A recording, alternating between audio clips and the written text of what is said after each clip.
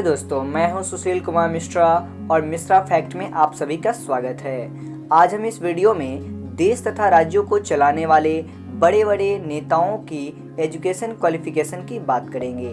आपको बताएंगे कि कैसे झोरा छाप मिनिस्टर भी हमारे भारत जैसे महान देश को चला रहे हैं और उनके अंदर IAS अधिकारी भी बहुत छोटी सी बात है, जिसे निकालने में कितनों की तो उम्र खत्म हो जाती है।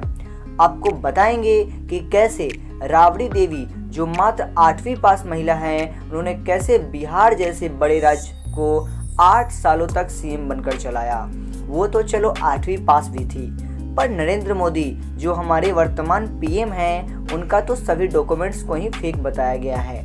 क्या आपको पता है, इंडिया की कैबिनेट मिनिस्टर स्मृति ईरानी ने तो 2004 में BA किया और 2014 में BCom की डिग्री इलेक्शन के डॉक्यूमेंट्स में सबमिट कर डाली।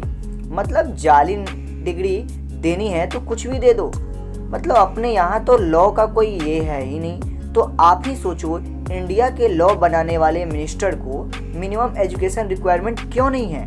क्या एजुकेशन की राजनीति में कोई इम्पोर्टेंस नहीं है? इसका जवाब आप हमें कमेंट करके ज़रूर दीजिएगा। फिलहाल हम नेताओं की असली कुंडली पढ़ाते हैं। पहली शुरुआत करते हैं राबड़ी देवी से, जो एक सामान्य हाउसवाइफ से 3 बार बिहार की चीफ मिनिस्टर की कुर्सी पर बैठी। यह बिहार की पहला महिला मुख्यमंत्री थी। अब हुआ कुछ यूँ था कि 8वीं तक पढ़ाई करने के बाद 17 साल की उम्र में राबड़ी देवी की शादी लालू प्रसाद यादव से हुई थी, जो बिहार के पूर्व मुख्यमंत्री और रेल मंत्री रह चुके हैं। पर शादी के बाद राबड़ी देवी को सीएम की कुर्सी नहीं मिली थी। शादी के बाद तो वह अपने परिवार और घरवार को संभालने वाली एक साधारण हाउसवाइफ थी।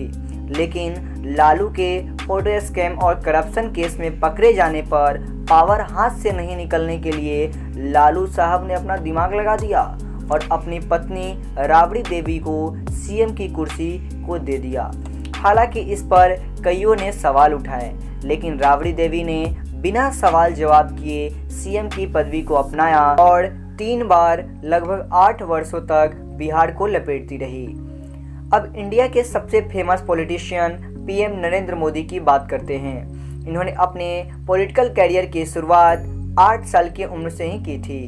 उन्होंने अपने जन्म स्थान वदन नगर, जो गुजरात में है, वहीं से हाई स्कूल की डिग्री कंप्लीट की और RSS में अपने पॉलिटिकल मेंटोर लक्ष्मण राव इनामदार से मिले, जिन्होंने मोदी को पढ़ाई पूरी करने की सलाह दी थी। फिर उन्होंने दिल्ली के स्कूल ऑफ ओपन लर्निंग से 1978 में पॉलिटिकल साइंस में बैचलर डिग्री किया और 5 साल के बाद, जी हाँ 5 साल के बाद 1983 में पॉलिटिकल स्टडीज़ में ही उन्होंने गुजरात यूनिवर्सिटी से मास्टर डिग्री की। और दोनों ही एजुकेशन क्वालिफिकेशन को लेकर अभी तक सवाल उठे हैं, क्योंकि एक RTI क्वेरी पर SOL ने कहा कि उनके यहाँ 1978 में BA करने वालों का कोई भी डेटा नहीं है।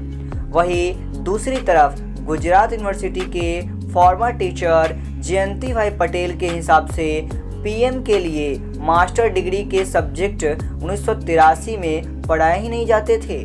अब सच क्या है और झूठ क्या, ये तो पीएम मोदी ही जाने। तीसरी बात करते हैं अमित शाह का, जो एक बहुत ही फेमस पॉलिटिशियन है इंडिया में। जी हाँ, उनका जन्म बॉम्बे में हुआ था और स्कूलिंग शिक्षा गुजरात में मेनसाना में हुआ था। उन्होंने बायोकेमिस्ट्री में बैचलर की डिग्री अहमदाबाद से किया था। और तीसरी हम बात करते हैं राहुल गांधी की। अब बात करेंगे बीजेपी विरोधी पार्टी कांग्रेस नेता राहुल गांधी की, जो एक टाइम पे कांग्रेस के प्रेसिडेंट रह चुके हैं। जिस समय इंदिरा गांधी का देहांत हुआ था, उस समय राहुल को होम स्कूलिंग करनी पड़ गई थी। लेकिन इससे पहले राहुल ने दिल्ली और देहरादून में आधी स्कूलिंग कर ली थी और अपने अंडर ग्रेजुएट की पढ़ाई दिल्ली से ही कर रहे थे कि उन्होंने हार्वर्ड यूनिवर्सिटी में शिफ्ट कर दिया गया।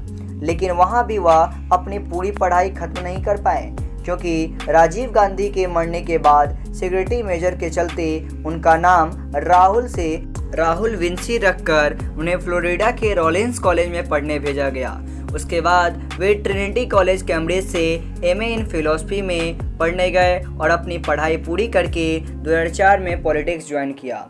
फिलहाल इस वीडियो में इतना ही। मिलते हैं किसी नए फैक्ट वीडियो के साथ। तब तक के लिए चैनल को सब्सक्राइब कर बने रहिए हमारे साथ।